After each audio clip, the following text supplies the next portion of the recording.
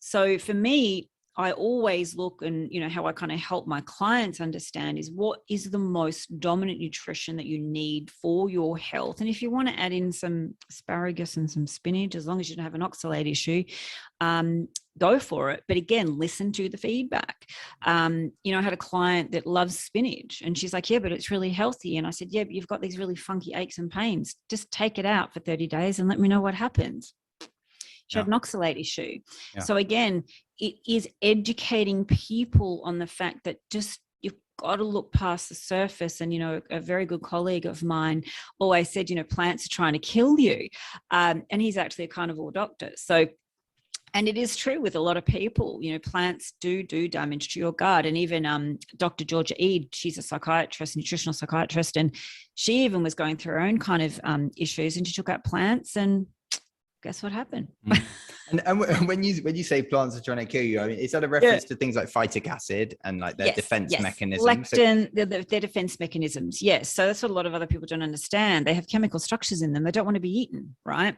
So again, human beings have one stomach. Cows have 4. So they have the capacity to break down all that cellulose, right, in the grass, right? And that's what most plants are full of, is chemical reactions. They've got oxalates, lectins, all of those things. Now, some people can do okay with them, but other people, it destroys their gut. So it gets back to what is proper for a human to eat mentally and physically, get back to strip back down foundation, protein and fat, and let's slowly add stuff back in and see how your body reacts, get real feedback. I just popped now in my head a client in Italy, terrible addiction to bread, very depressed. So we got her off that. And then about 6 months later, she was like, I might just try some, and landed her straight back into a really heavy, not great psychotic feeling. So she's like, that's really not good for me. I'm like, no, it's not. And gluten, no one should be eating gluten either. Yeah. No one. Yeah. No, I'm with you there. My mum has been off gluten for a long time now. She had issues with gluten for a long time. And it was, I think she got to it's got to be late 30s before it was even suggested that it was a thing, where she did a gluten test in the NHS, and then that came out as she was intolerant, and it was far less known then about any of the stuff. And she used to be able to get bread on the NHS, this sort of gluten-free bread, as a prescription, but they stopped that now. But God knows what was in that as well. I mean, you see the gluten-free section, and again, like it's a halo effect of people who say, oh, well, it's gluten-free, gluten-free, but it's like, look at the ingredients, like a lot of them you can't even pronounce them. But it is just about going, I have even got clients that can't even eat fructose, right? Because it just sends them off on a frenzy crazy of wanting more. And I haven't eaten fruit for 5 years. And I'm not dead. And I haven't eaten plants for over 2 years, and I'm not dead.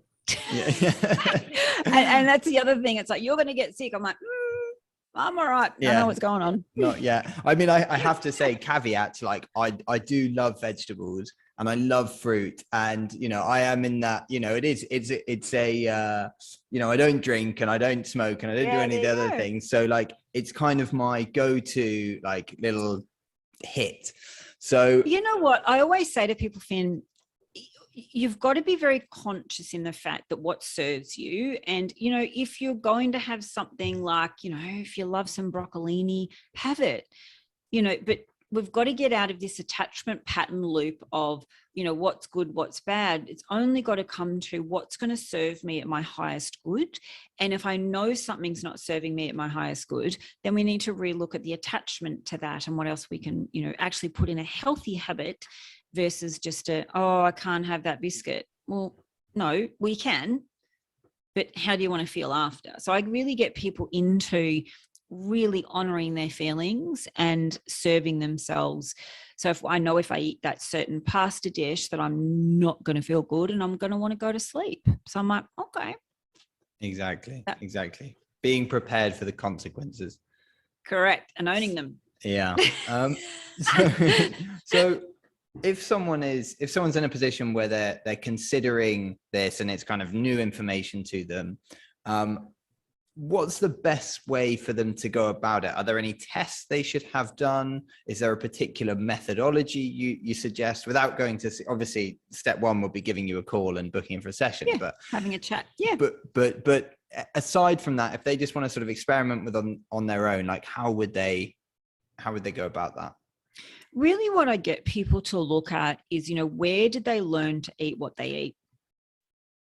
So where do we learn that from? Are we kind of looking at the shiny lights and the colors and, this kind of methodology of balance? So if you are feeling down and flat, you have no energy, you're dragging yourself out of bed every night or every day and you're not sleeping, and, if you're having too much coffee, I'll always say, have a look at what you're eating. And if you're eating breakfast, lunch, and dinner, that's another challenge, because breakfast, lunch, and dinner was made up.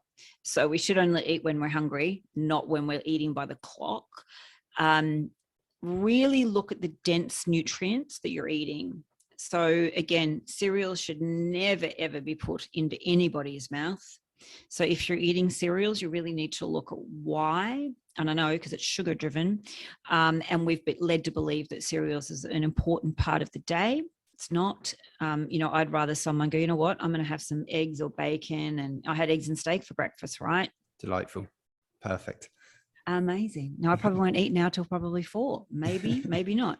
But again, it's just about people going, okay, if I don't feel great, now I've got a psychological attachment to that also, but how am I feeling that every day? Really have a hard look at what the amount of processed foods, sugars, artificial sweeteners, colors, what are you drinking? Are you drinking a lot of the sugar? If you're having Coke and Sprite and all of those things, like toxic. Seed oils, again, is one of the most critical things that I always get people to look at. They're highly inflammatory to your body. Stay away from them.